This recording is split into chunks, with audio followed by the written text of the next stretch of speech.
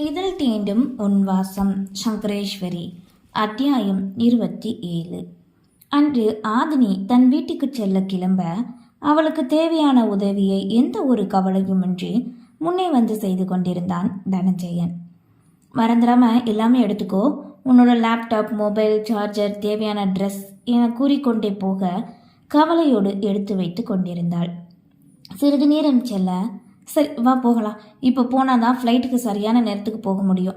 மதுரையில் கொண்டு போய் விட்டுடுறேன், அங்கேருந்து சென்னைக்கு ஃப்ளைட், அதுக்கப்புறம் வீட்டுக்கு நீ போயிடுவேல்ல கேட்டவாறு உடைமைகள் நிறைந்த பெட்டியை எடுத்துக்கொண்டு வெளியேற தலையை மட்டும் அசைத்தாலே தவிர பதில் கூறவில்லை. கீழே இருவரும் இறங்கி வர தனஞ்சயனின் அன்னை காலை உணவினை தயாராக வைத்திருந்தார். மருமகள் வீட்டாரை எண்ணி கவலையோடு இருக்கிறாள் என்று நினைத்து அவளை சமாதானப்படுத்த ஆறுதல் கூறினார். பின் உண்டு முடித்து சொல்லிக்கொண்டு இருவரும் காரில் ஏறினர். 1 மணி நேர பயணத்திற்கு பிறகு மதுரை விமான நிலையம் வந்து இறக்கிவிட்டான்.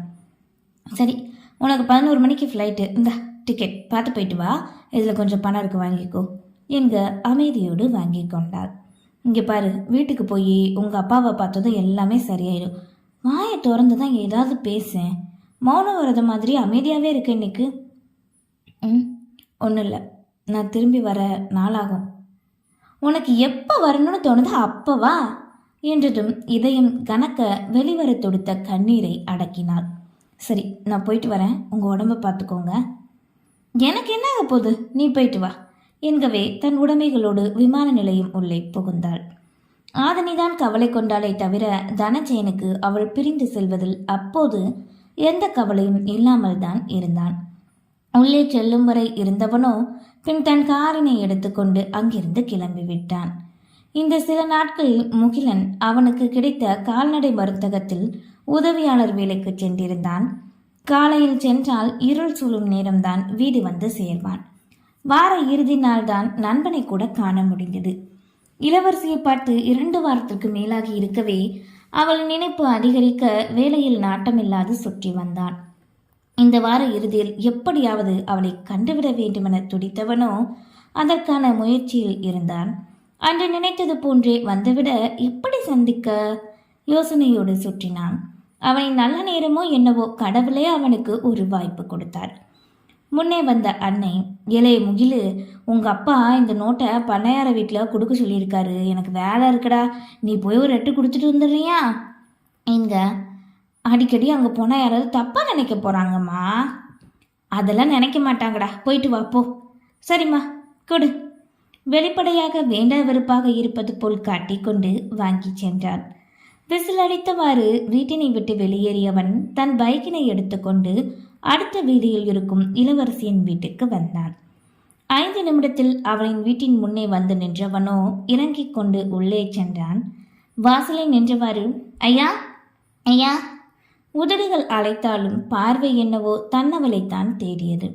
யாரு கேட்டவாறு அன்னலக்ஷ்மி வர, மேனேஜர் மகன். அட நீயா, வாப்பா வா, உள்ள வந்து உட்காரு. இல்லை இருக்கட்டும், பரவாயில்லம்மா, அப்பா இந்த ஃபைலை கொடுத்துட்டு வர சொன்னார், அதான் வந்தேன், இந்தாங்க என்றவாறு வாசல் நின்று கொண்டே கொடுக்க வாங்கி கொண்டார். கிளம்புறேன். சரி தம்பி. ஐயோ என்னடா இது, இவ்வளோ தூரம் வந்துட்டேன், நம்மால காணுமே, இப்போ என்ன பண்ண யோசனையோடு நிற்க, என்னாச்சு தம்பி? ஒன்றும் இல்லை என்றவனோ திரும்பி வந்தபோது இருந்த உற்சாகம் இப்போது போக வாடிய தோற்றமாய் திரும்பி சென்றான். இளவரசி அன்னையும் உள்ளே சென்றுவிட வாசல் கேட் அருகில் சென்ற முகிலனை சுற்றுச்சுவர் ஓரம் இருந்த இளவரசியின் சத்தம் அழைத்தது. சத்தம் கேட்ட நொடியை திரும்ப கையில் ஒரு பெரிய செடியை வைத்து இழுக்க முடியாமல் இழுத்து கொண்டிருந்தாள். ஏங்க உங்களை தாங்க, இங்கே கொஞ்சம் வாங்கலேன் எங்க. நானா?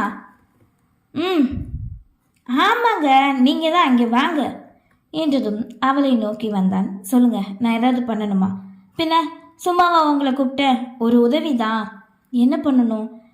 இந்த கப்பக்கிழங்கு நல்லா ஆழமாக விளைஞ்சிருக்கு போல, என்னால் பிடுங்க முடியல, கொஞ்சம் உதவி பண்ணுங்க என்றதும் லேசாக புன்னகை உதிர்த்தான். சரி, நீங்கள் விலகி நில்லுங்க, நான் பிடுங்கிடுறேன். பரவாயில்லைங்க, நானும் உங்களுக்கு உதவி பண்ணுறேன் என்க. சரி, நீங்கள் எந்த பக்கம் பிடிங்க, நான் இந்த பக்கம் பிடிக்கிறேன் என கூறி இருவரும் சேர்ந்து பிடித்து கொண்டு சற்று பின் நகர்ந்து இழுத்தனர். ஒரு வழியாக போராடி ஆழமாக விளைந்த அந்த கிழங்கினை இழுக்க அது வெளிவந்த நேரம் கனம் கைவிடவே தடுமாறினாள் இளவரசி. வெளிவரும் நொடி தங்களின் அழுத்தத்தை தாங்கள் குறைக்க வேண்டுமென முன்னவே தெரிந்த முகிலனோ தெளிவோடு நின்றான். இது அறியாது தடுமாறி போன இளவரசி அருகில் நின்ற முகிலனின் சட்டையை விழி மூடி இறுகப் பற்றினாள். செடியின் மீது மட்டுமே கவனம் கொண்டிருந்த முகிலனுக்கு இவளின் செயல் எங்கே தெரிய, அவள் இழுத்த வேகத்தில் அவனுமே அவளோடு சேர்ந்து சரிய வேண்டியதாகி போனது. இருவரும் தரையில் பின்னோக்கி விழப்போக கடைசி நொடியில் சுதாரித்து தன் ஒற்றை கரத்தினை மட்டும் இளவரசியின் பின்னந்தலை நோக்கி நீட்டினார். தரையில் விழுந்த இருவரும் ஒரு நொடி எழ முடியாமல் திணறினர். இளவரசியோ முகிலனின் கையில் மீது விழுந்தாலும் இடுப்பு சற்று பிடித்து கொண்டு எழ முடியவில்லை. ஆ வழியில் விழி மூடியே முணுங்க நொடியில் அமர்ந்தவாறு நிமிர்ந்தவனோ அவளைத்தான் கண்டான். இலா, என்னாச்சிலா உனக்கு? இலா, அவளின் கரத்தினை தொட்டு தன் உள்ளங்கையில் அடக்கி வைத்து பதட்டத்தோடு கேட்டான். இந்த குரல், இந்த பதட்டம், இதே தவிப்பு இதற்கு முன் தற்கொலை செய்து கொண்ட நொடி கேட்டதை அவளால் முழுதாக உணர முடியவில்லை. அன்று எப்படி ஆழமாக மனதுக்குள் பதிந்ததே அதே போல்தான் இன்றும் இந்த தவிப்பு பதிந்து கொண்டது. சற்று யோசித்தால் கூட இவன் ஏன் இப்படி துள்ளுகிறான் தனக்காக நினைக்கலாம். எங்கே முகிலன் இப்போது விட்டால் தானே. உன்னைத்தான் கேட்குறேன், என்னாச்சு? ஏதாவது பேசு. கண்ணம் தொட்டு உழுக்கவே விழித்து கொண்டாள். ஒன்றும் இல்லை. வார்த்தை தொட்டு கரத்தினை விட்டு அவளே விலகி கொள்ள அவனுமே தான் செய்த செயல் புரிந்து விலகி கொண்டான். பின் அவனோ எழுந்து நிற்க அவளால் உதவி இல்லாமல் எழவே முடியவில்லை.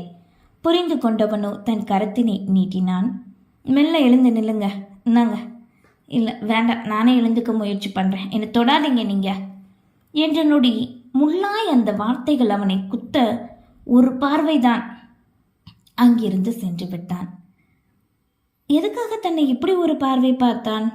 எந்த மாதிரியான பார்வை இது? என்னை பார்த்து நீ எப்படி இப்படி சொல்லலாம் என்றா?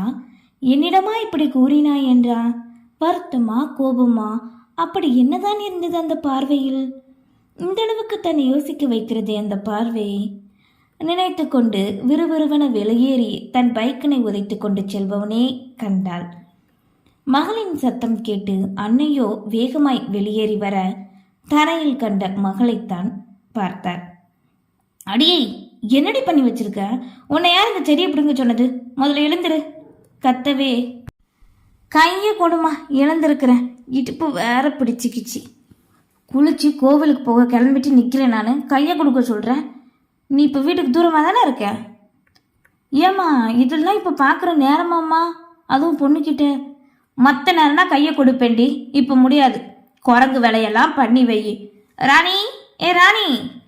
வீட்டுக்குள் இருந்த வேலைக்காரியை அழைக்க அடுத்த நொடி அவரோ முன் வந்து நின்றார். இவளை கைத்தாங்கள பிடிச்சி வீட்டுக்குள்ளே கூட்டிகிட்டு போ. அப்படியே இடுப்பு பிடிச்சிக்கிச்சு மருந்து தேய்ச்சி விடு. இங்க இந்த அக்கறைக்கு ஒன்றும் குறைச்சல் இல்லை. போவா முதல்ல. எரிச்சலோடு வழியில் முழுங்கியவளோ வேலைக்காரியோடு வீட்டுக்குள் நுழைந்தாள்.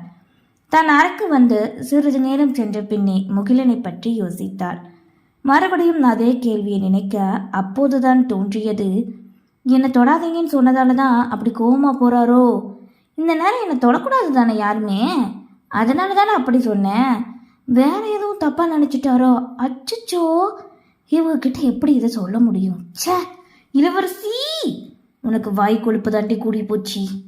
தனக்குள்ளே புலம்பிக் கொண்டிருந்தாள். இலா, இலா. அவனின் அழைப்போ இன்னும் அவளுக்குள் ஒலித்து கொண்டிருக்க அவளோ அதை உணரவில்லை. நன்றி.